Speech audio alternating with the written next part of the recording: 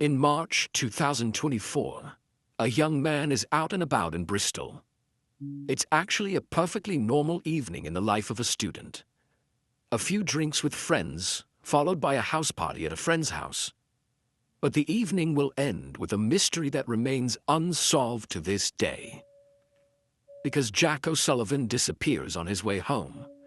And although his route is recorded quite accurately by surveillance cameras, it is still not known what happened to the young man, and whether his disappearance was the result of a tragic accident or perhaps a crime. Jack O'Sullivan is 23 years old. He graduated from the University of Exeter and then moved back in with his parents. They live not far from Bristol, where Jack is taking a few law courses after graduating. Bristol is located on the west coast of England, about a 3-hour drive from London.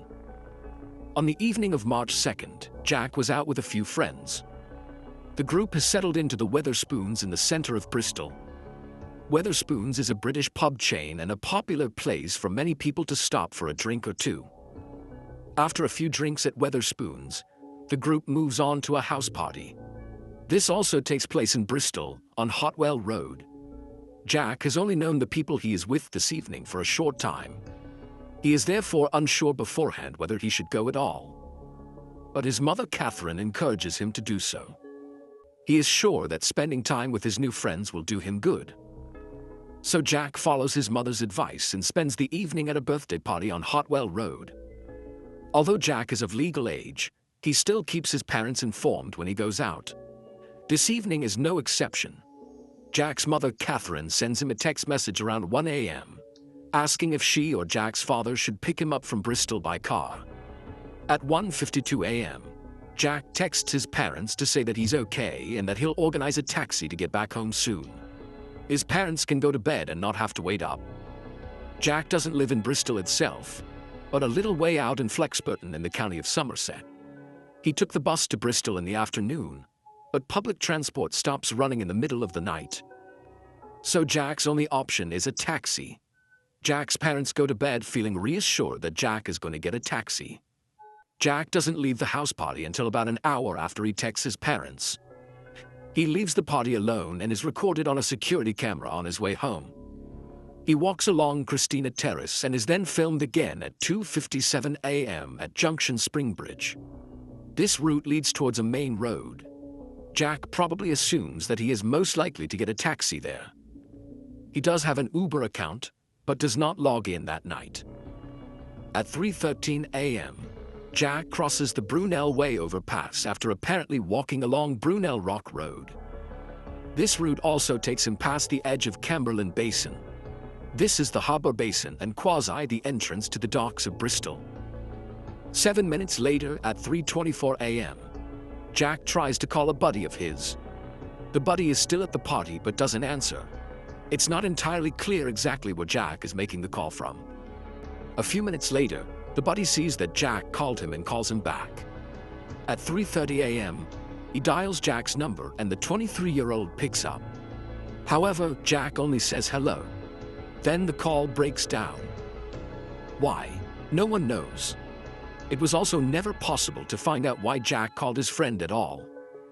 At 3:38 a.m., there is another interesting surveillance camera recording. This is 8 minutes after the call with Jack's friend was interrupted. However, only a silhouette can be seen in this recording. Based on the gait and stature, Jack's parents are absolutely certain that the person on the video is their son.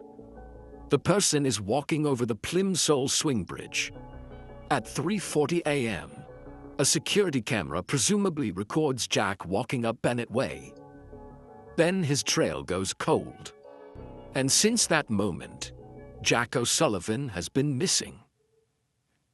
When Jack's parents realize early in the morning that their son has not come home as planned, they immediately become uneasy. At the same time, Jack's mother Catherine has a glimmer of hope. Before Jack left the house the afternoon before, he proudly showed her his new Apple AirTag. This is a small tracking device that you can put in your pocket, or, like Jack, you can attach it to your keys. If you lose your valuables, you can use it to locate them.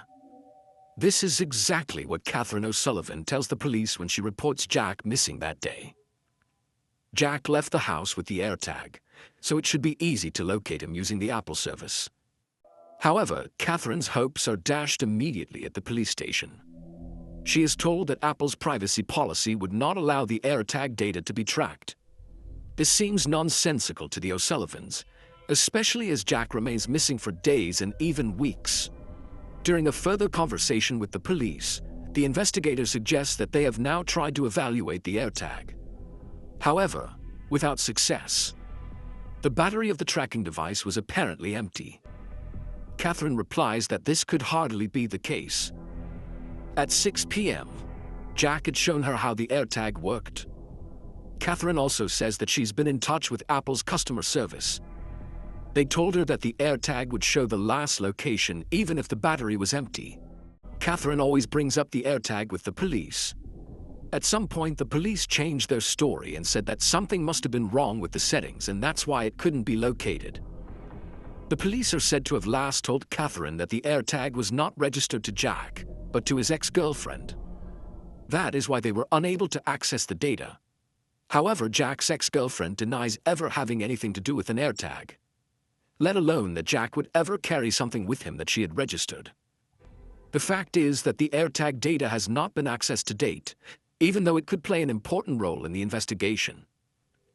Jack's route is well documented by the surveillance cameras, but after the recording at 3:40 a.m., he is nowhere to be found. Catherine O'Sullivan is very critical of the police, if only because of the AirTag issue. She finds it completely incomprehensible that the data could not or should not be read for some reason. On top of that, the police initially overlooked the video recordings from the Plimsoll swing bridge. Catherine is sure that her son can be seen on them. However, she found these recordings herself and later submitted them to the police. Without her initiative, the police would have missed a possible piece of Jack's last journey. And it is precisely this recording that changes a few things.